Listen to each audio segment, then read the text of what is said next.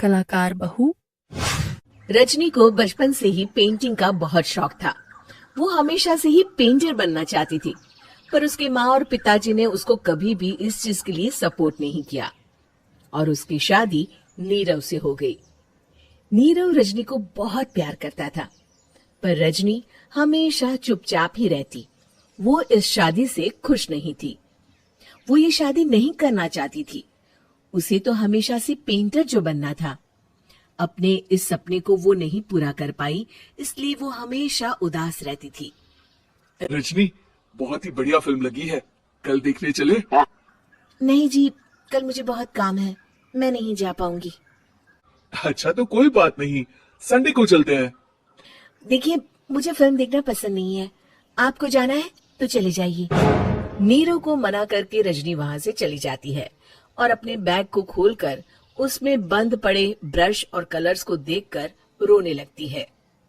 रजनी, चलो ना कहीं बाहर खाने चलते हैं, कुछ तुम्हारी पसंद का। जी, मुझे नहीं जाना, मेरी तबीयत ठीक नहीं है। रजनी वहां से चली जाती है। नीरव को समझ नहीं आता कि रजनी उससे इतना दूर क्यों रहती है। वो जब भी उसके साथ वक्त बिताना चाहता है, रजनी कोई ना कोई बहाना बना देती है। एक दिन घर पर कोई नहीं था। रजनी घर का सारा काम जल्दी से खत्म कर लेती है। घर पर अकेले होने के कारण वो सोचती है कि वो आज पेंटिंग करेगी। वो अपने कमरे में जाकर पेंट ब्रशेस और कलर्स निकालकर जैसे ही कलर मिक्स कर रही होती है कि दरवाजे पर बेल बज जाती है। अब कौन आ गया इस वक्त? इतनी मुश्किल से तो मुझे पेंट करने का मौका मिला है। रजनी दरवाजा खोलती है तो उसकी सास अपनी सहेलियों के साथ खड़ी होती है और सब घर के अंदर आ जाते हैं। अरे बहू, सबको शरबत बनाकर पिला दे, बाहर तो बड़ी गर्मी है। उफ। जी। रजनी पेंट ना कर पाने से उदास हो जाती है। उसे गुस्सा भी आ रहा होता है कि उसने इस शादी के लिए हाँ क्यों कह दी। वो रसोई में जा रही होती है कि उसकी सास उसे रोकती है। बहू, सबके खाने का भी इंतजाम कर लेना, आज का लंच तो ये सब यही करेगी। हाँ। रजनी बिना कुछ कहे रसोई में चली जाती है। सबके लिए खाना बनाती है। सब खाना खाते हैं और रजनी घड़ी देखती है कि ये सब कब जाएंगे ताकि वो अपनी पेंटिंग कर सके। जब शाम होती है तब सब चले जाते हैं अपने घर। अरे बहू, सब तेरे खाने की तो बहुत तारीफ कर रहे थे, सबको बहुत अच्छा लगा खाना। आपको मुझे सुबह बताना चाहिए था ना कि आपकी सहेलियां आ रही हैं।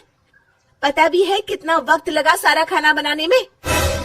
अरे बहू, तू ऐसे कैसे बात कर रही है मुझसे? तो और कैसे बात करूं?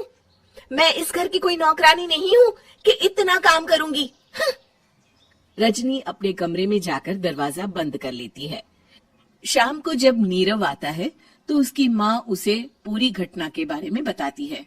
क्या रजनी ने आपसे इस तरह बात की माँ? हाँ, और पता नहीं उसे क्या हो गया है, शाम से बाहर भी नहीं आई है।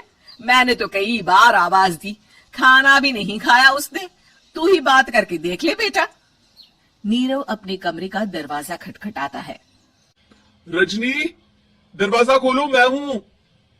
रजनी दरवाजा खोलती है और फिर वापस जाकर अपने बिस्तर पर लेट जाती है। रजनी, माँ से बात करने का ये क्या तरीका है? मैंने कोई गलत बात नहीं की है। अरे तुम क्यों ऐसे बर्ताव कर रही हो सबके साथ? क्या तुम इस शादी से खुश नहीं हो? रजनी कुछ नहीं बोलती। अरे बताओ मुझे रजनी, क्या ये शादी तुम्हारी मर्जी के खिलाफ हुई है? हाँ, मैं ये शादी कभी नहीं करना चाहती थी। तुमसे क्या, मैं किसी से भी शादी नहीं करना चाहती थी। रजनी रोने लगती है। चुप हो जाओ रजनी, बताओ मुझे, तुम क्यों नहीं करना चाहती थी शादी? रजनी बेड के नीचे से अपने पेंटिंग्स, कलर्स, ब्रश, पेपर्स निकालती है। इतने में उसकी सास भी कमरे में आ जाती है। ये देख रहे हो, ये थे मेरे सपने। मैं पेंटर बनना चाहती थी, पर माँ पापा ने कभी सपोर्ट नहीं किया और मेरी शादी करवा दी। मेरे सारे सपने टूट गए। हर वक्त बस गुस्सा आता रहता है मुझे। मैं जानती हूँ कि आप लोगों की इसमें कोई गलती नहीं है, पर मैं क्या करूं, मुझे समझ में नहीं आता।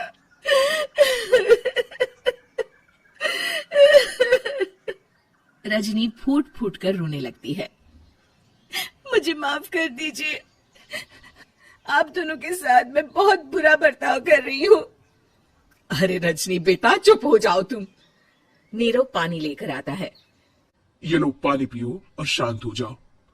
रजनी पानी पीती है और उसके सास पेंटिंग्स देख रही होती है। अरे नीरव, हमें तो पता ही नहीं था कि हमारी बहू कलाकार है। अरे कितनी अच्छी पेंटिंग्स बनाई है, देखो तो। ये वाली तो मैं अपने कमरे में ले जाऊंगी। आपको ये पेंटिंग्स अच्छी लगी? अच्छी नहीं, बहुत अच्छी लगी। और तुमने हमें बताया क्यों नहीं? तुम जब चाहे पेंटिंग कर सकती हो रजनी।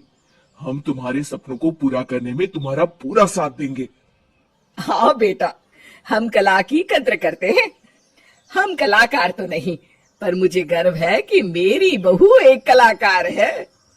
रजनी, नीरव और सास तीनों हंस पड़ते हैं। मेरा YouTube चैनल मजेदार कहानियां देखने के लिए धन्यवाद।